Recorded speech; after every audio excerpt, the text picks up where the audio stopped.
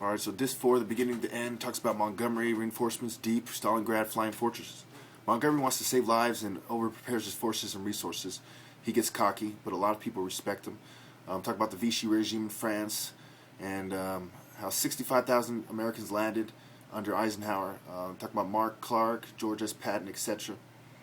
And the island warfare where 19,000 Americans landed, Japanese sent bombers and strong naval force.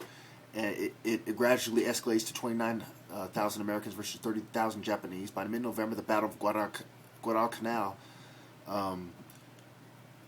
was truly underway, and by January, Americans ran the place.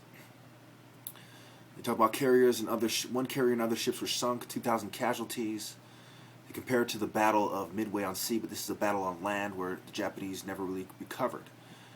They talk about the Forgotten Army, the Indians, Burmans, Karans, Kachans, Nagans, Chins, Chinese, black soldiers from East and West Africa. They talk about Deep, how they wanted to seize and destroy the radar HQ and have political attacks to show Stalin that his Western allies were going to force Hitler to withdraw his troops from the Eastern Front. It was a disaster. Out of 6,100 people, 4,100 did not return. Mostly Canadians were dead. RAF lost 106 planes. Luftwaffe lost 48. They chopped it with poor planning, poor intelligence, over-optimism, and political interference. It was a classic example of a military disaster or a catastrophe. According to the documentary, of course, there's some truth to that. Underground media publishing going on, guerrilla warfare, communication in military facilities, targeted ambushes and assassinations going on. That's classical guerrilla warfare.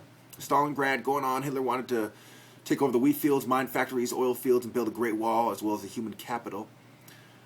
Half of the USSR was under occupation by this point. Bombing, shelling, starvation, and disease ordered for citywide supplies came in from Lake Bogota.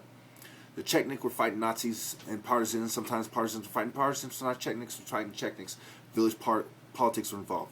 1.2 million Yugoslavs died, mostly from other Yugoslavs. In Crete, whole populations resisted the Nazis.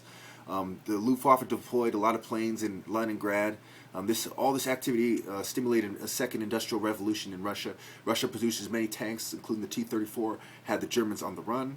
They talk about the Shindiks, island-hopping, industrial warfare, and the Battle of the Kursk in the first half of Episode 10.